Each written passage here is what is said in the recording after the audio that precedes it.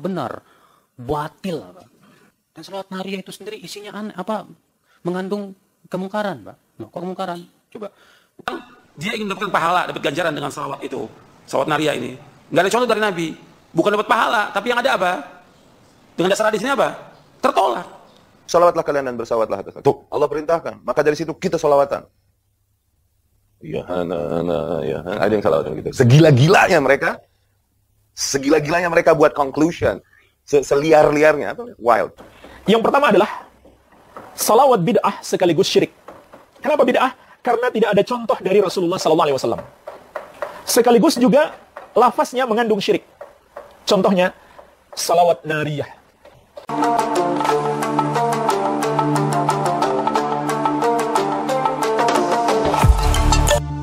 Nyata tidak. Salawat nariyah itu bid'ah dan mengandung kemusyrikan. Ya, popularitas salawat nariyah di kalangan umat Islam, utamanya di Nusantara ini, memang tak terbantahkan.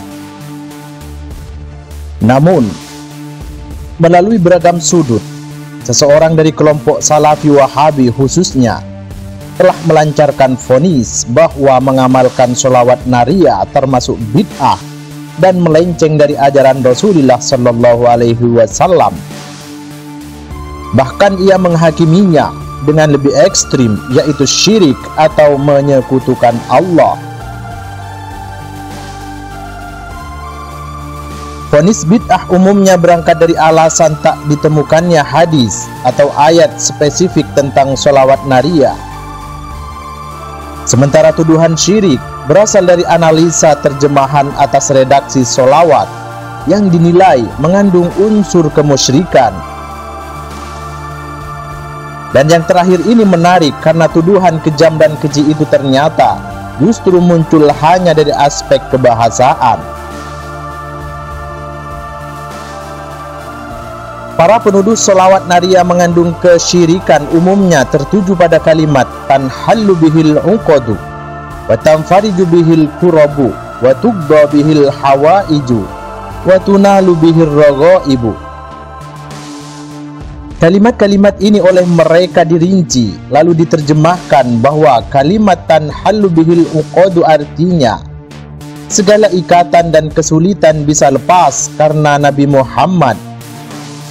Wa tanfariju bihil kurabu artinya segala bencana bisa tersingkap dengan adanya Nabi Muhammad. Wa tugda bihil hawaiju artinya segala kebutuhan bisa terkabulkan karena Nabi Muhammad. Wa tunalu bihir raghaibu artinya segala keinginan bisa didapatkan dengan adanya Nabi Muhammad.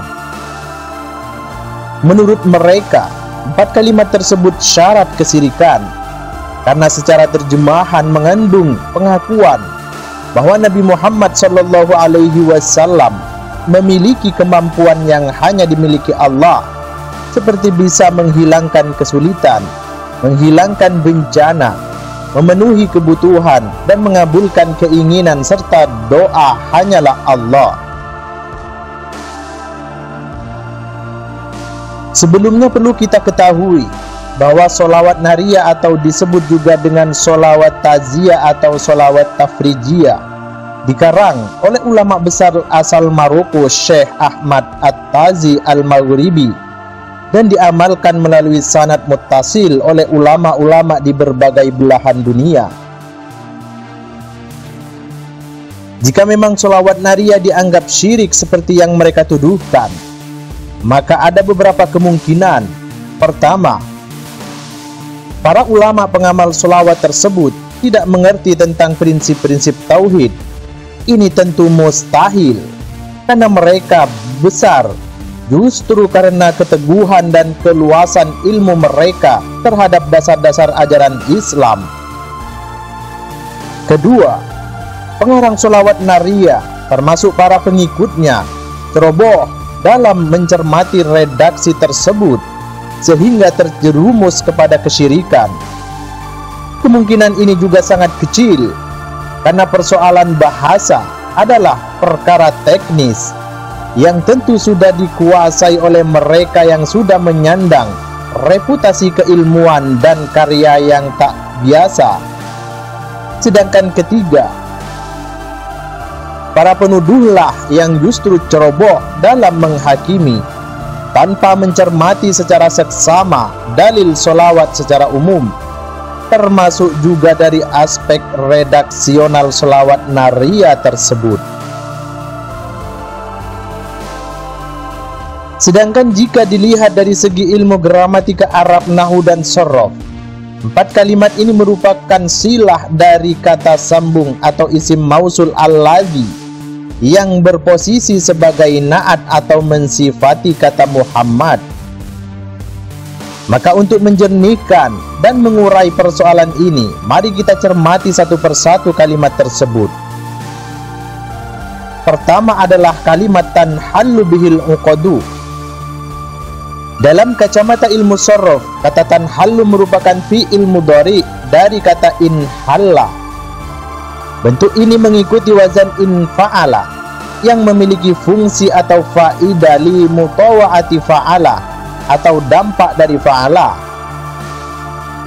Jika kita pahami, wazan infa'ala mengandaikan adanya pelaku tersembunyi karena ia sekedar ekspresi dampak atau akibat dari pekerjaan sebelumnya.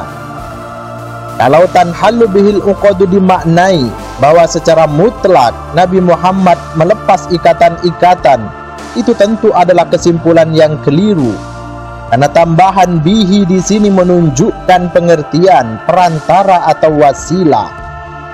Pelaku tersembunyinya dan hakikatnya tetaplah Allah, sebab kandungan dalam lafaz tersebut berfaedah li mutawa'ati fa'ala.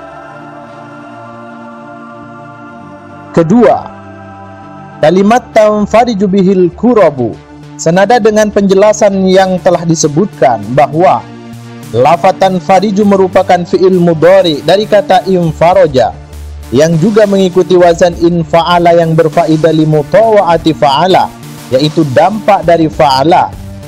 Ketika dikatakan tanfariju bihil kurabu, maka dapat berbentuk kalimat farajallahul kuraba famfaraja.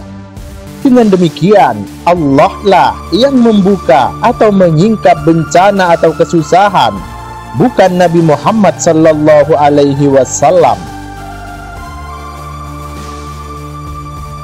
Ketiga adalah kalimat tubdo bihil hawaiju. Kata tubdo adalah fi'il mudhari dalam bentuk pasif atau mabni majhul. Dalam kaidah ilmu nahwu, fi'il mabni majhul tidak menyebutkan fa'il karena dianggap sudah diketahui atau sengaja disembunyikan. Kata al-hawaiju menjadi naibul fa'il atau pengganti fa'il. Ini mirip ketika kita mengatakan Zaid dipukul, maka kita bisa mengandaikan adanya pelaku pemukulan yang sedang disamarkan. Dengan demikian, kita bisa mengandaikan kalimat lebih lengkap dari susunan tersebut, yaqdillahul hawaija, yang artinya Allah akan mengabulkan kebutuhan-kebutuhan. Yang keempat adalah kalimat tunalu bihir raghaibu. Penjelasan ini juga sama dengan permasalahan sebelumnya, yaitu secara singkat bahwa Nabi Muhammad bukan secara mutlak memiliki kemampuan memberikan semua keinginan, karena Allah semata yang melakukan hal itu, yang dalam kalimat tersebut disembunyikan. Fa'il disembunyikan atau tidak disebutkan karena dianggap sudah maklum atau diketahui. Kesimpulannya, maka dapat dipahami bahwa tuduhan syirik atas kalimat-kalimat itu sesungguhnya merupakan kesalahan yang sangat besar, sebab kemampuan melepaskan kesulitan, menghilangkan bencana atau kesusahan, memenuhi kebutuhan, dan mengabulkan keinginan-keinginan secara mutlak hanya milik Allah Subhanahu wa Ta'ala. Dan ini pula lah yang dimaksudkan oleh pengarang sholawat nariyah dengan susunan redaksi sholawat yang sangat apik dengan diimbuhi kata bihi, yang berarti melalui perantara Rasulullah Sallallahu Alaihi Wasallam adalah sebagai bentuk tawassul.